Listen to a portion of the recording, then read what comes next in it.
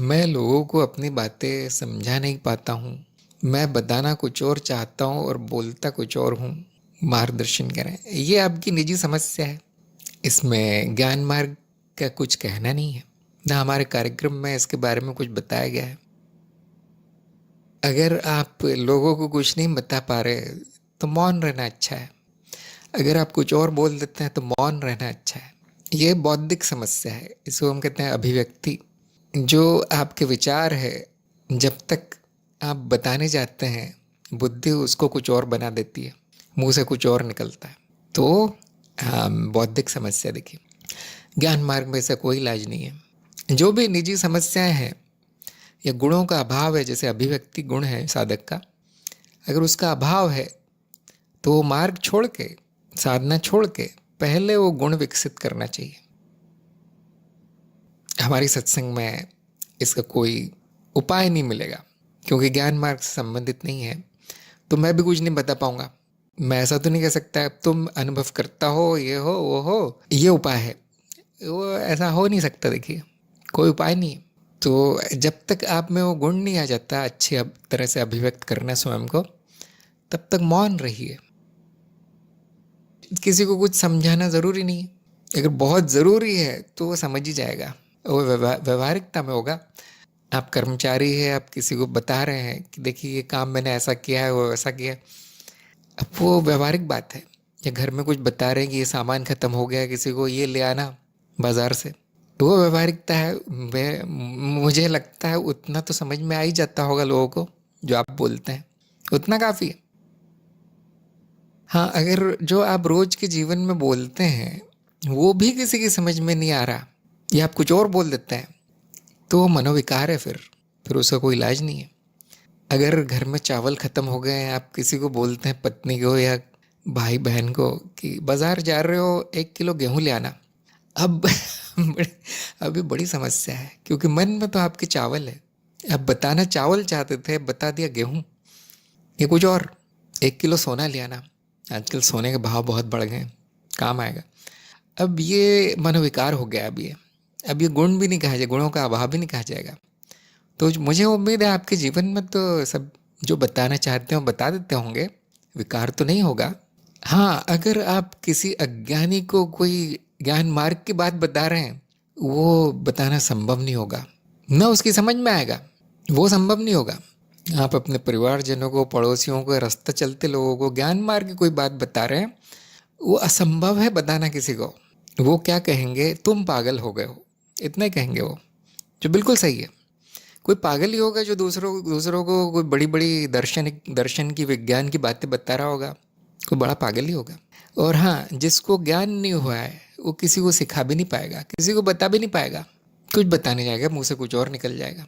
ऐसी खिचड़ी बनी है अंदर, तो वो जो खिचड़ी निकलेगी फिर शब्दों की। गुणों का विकास कीजिए अपनी बात को समझाने का, और किसी भी अज्ञानी को या साधारण मनुष्य को कुछ भी बताना बंद कर दीजिए ज्ञान के बारे में। यही उपाय है कि जो सुपात्र नहीं है, जो खुद नहीं समझ आया है, हाथ जोड़ के नहीं खड़ा हुआ है आपके सामने कि मुझे ये बात बताइए, इस किसी ने बताई थी, कहीं लिखी थी किसी शास्त्र में, आप समझाइए मुझे। जब तक कि वो हाथ जोड़ के नहीं खड़ा हुआ है आपके सामने, तब तक मुंह से कुछ निकलना भी नहीं चाहिए, कोई आध्यात्मिक बात नहीं निकलनी चाहिए। ये नियम बना लीजिए। अगर मैं नहीं जानता कुछ भी तो मैं क्या बताऊंगा, फिर वो खिचड़ी निकलेगी मुंह से। तो जिनको अज्ञान है उनको तो बोलना भी नहीं चाहिए। मौन। स्वयं पे कार्य कीजिए, पहले स्वयं पे कार्य कीजिए। कई वर्ष बीत जाएंगे, उसके बाद आप ज्ञान मार्ग का 1-2 वाक्य सरलता से बोल पाएंगे। ये कहानी है, देखिए, ये सत्य है। कुछ लोगों में बड़ी प्रतिभा होती है, बहुत गुण पहले से है उनमें, क्योंकि वो कई वर्षों तक अपने आप को तैयार कर चुके हैं, प्राकृतिक रूप से बुद्धिमान है। अब वो ज्ञान मार्ग हो या कोई भी मार्ग हो, या कोई भी दर्शन हो, कोई भी विज्ञान हो, कोई भी भाषा हो, बिल्कुल ठीक वो बोलते हैं जो कि सुनने वाले के लिए लाभकारी होगा। सुनने वाला तुरंत समझ जाता है क्या बोला गया। ऐसे 1-2 होंगे, मैं ऐसा नहीं कहता कि आप सब लोग ऐसे हैं, नहीं, बहुत विलक्षण लोग भी हैं हमारे कार्यक्रम में। कुछ लोग ऐसे हैं कि वो ऐसा बोलते हैं कि मुझे अपने कार्यक्रम में बदलाव करना पड़ता है। मैं बोलता हूँ कि हाँ, आपने जो बोला है वो ज़्यादा अच्छा है, ज़्यादा स्पष्ट है।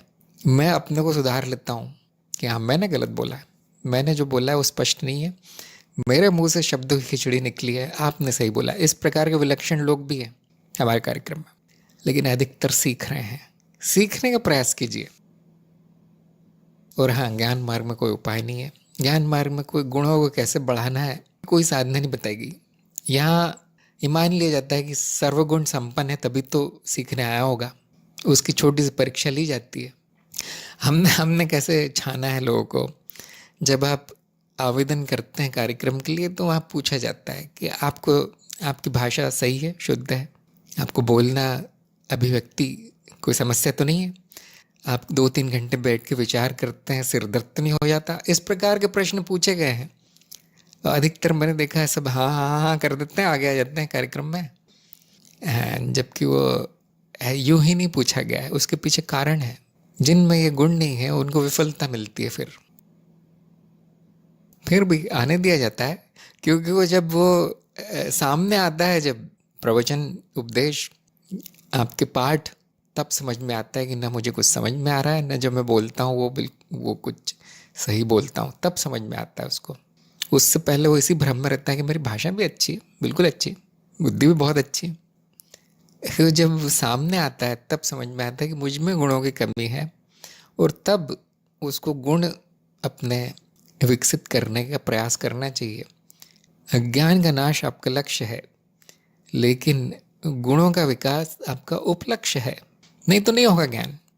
हो भी गया, क्योंकि ज्ञान बड़ा सरल है थोड़ा उसमें इतने ज़्यादा बुद्धि भी नहीं लगती। हो भी गया तो आप बोल नहीं पाएंगे। आप जो भी बोलेंगे कोई समझ नहीं पाएगा। मैं भी नहीं समझ पाता, कभी कभी लोग क्या बोल देते हैं, उनके हिसाब से बिल्कुल सही बोला गया है, लेकिन वो मुझ तक नहीं पहुंच पाता, क्योंकि उनकी अभिव्यक्ति अच्छी नहीं है। कुछ लोग हिंदी में अंग्रेज़ी मिला के, कुछ और संस्कृत मिला के, वो 4-5 मार्गों के शब्द मिला के फिर मुझे प्रश्न करते हैं। उस समय स्पष्ट हो जाता है कि यहाँ पे अभी संभावना नहीं है।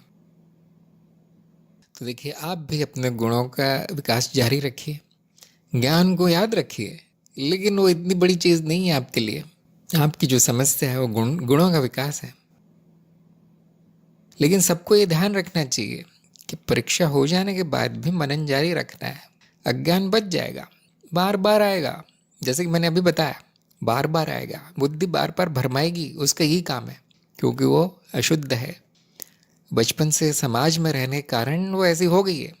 आधे मिनट से ज़्यादा विचार भी नहीं कर पाती बुद्धि लोगों की, मैंने देखा है, इतनी बिगड़ चुकी है। हमने कहा 1-2 घंटा बैठ के विचार, 1-2 घंटा बहुत दूर की बात है, 1-2 मिनट संभव नहीं होता किसी किसी के लिए बैठना। तो इसीलिए वो साधना का भाग बना दिया गया है।